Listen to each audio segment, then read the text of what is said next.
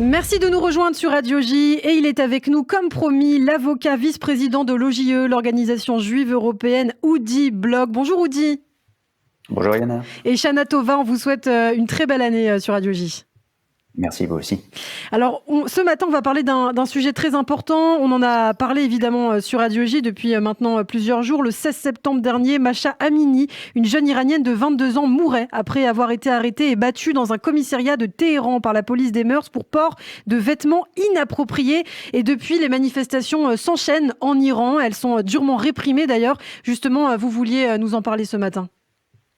Oui, Ilana, des manifestations très durement réprimées, 76 morts au moins, des hommes et des femmes, dont il y a encore 3 jours, la jeune Hadis Najafi, 20 ans, tuée en pleine rue de 6 balles par la police iranienne. Pour port de vêtements inappropriés chez les ayatollahs, une femme risque jusqu'à 10 ans de prison. 10 ans de prison pour des mèches qui dépasseraient un peu trop, pour un voile qui ne serait pas de la bonne couleur ou qui serait tombé sur les épaules.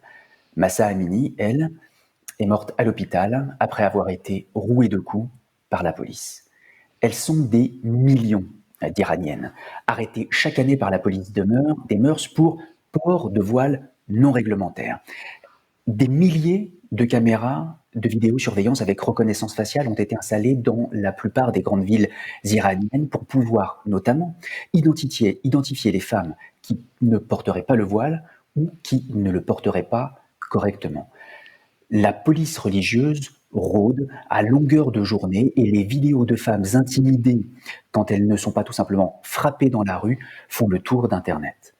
Leurs prénoms, Mahsa, Hadis, Jazaleh, Hanan, Mojgan, Yassaman, Monireh, les femmes iraniennes payent un très lourd tribut pour défendre leur liberté.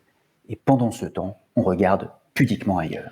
Et pourtant, malgré tout ça, l'Iran a récemment obtenu un siège au sein de la commission de la condition de la femme au sein des Nations Unies.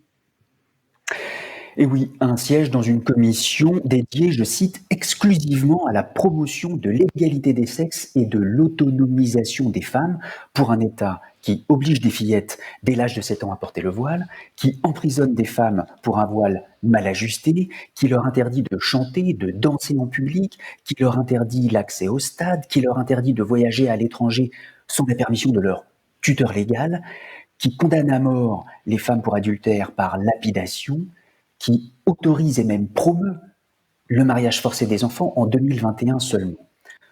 33 000 adolescentes entre 10 et 14 ans étaient mariées de force. Pour un État, entendez-moi bien, dont l'un des chefs religieux a déclaré que les femmes qui portent des vêtements immodestes sont responsables des tremblements de terre. L'Iran est le pays qui condamne à mort et exécute le plus de femmes dans le monde. Il y a, on estime, 2 crimes d'honneur commis chaque jour en Iran. Le crime d'honneur, c'est la mise à mort d'une femme dont le comportement aurait porté préjudice à l'honneur de la famille. Vous pouvez y mettre à peu près n'importe quoi.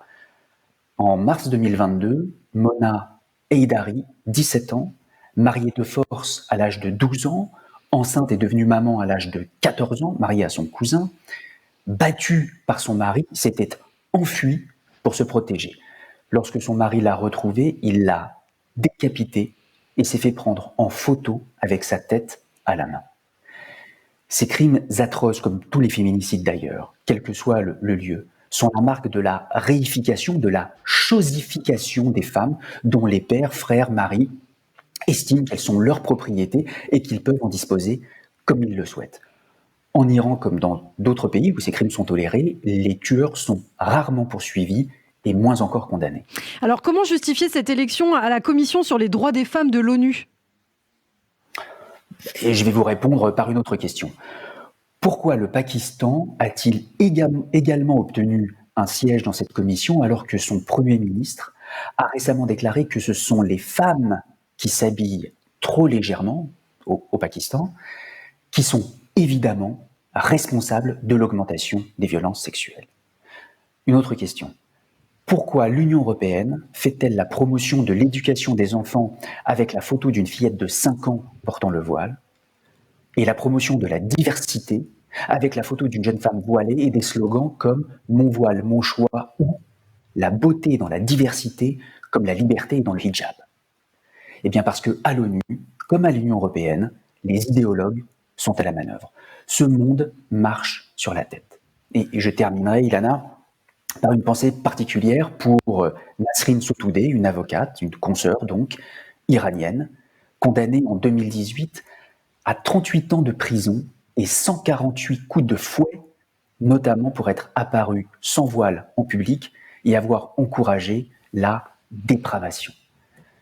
Triste monde que le nôtre. Eh bien, merci beaucoup d'en parler. En tout cas, il faut en parler et Radio J est là pour suivre tous les développements en Iran et on rend hommage évidemment à toutes ces femmes qui ont été tuées par la République islamique d'Iran. Merci beaucoup Oudi Bloch d'avoir été avec nous ce matin. On vous retrouvera très bientôt sur Radio J et d'ici là, eh bien, on vous souhaite de très bonnes fêtes. À très bientôt.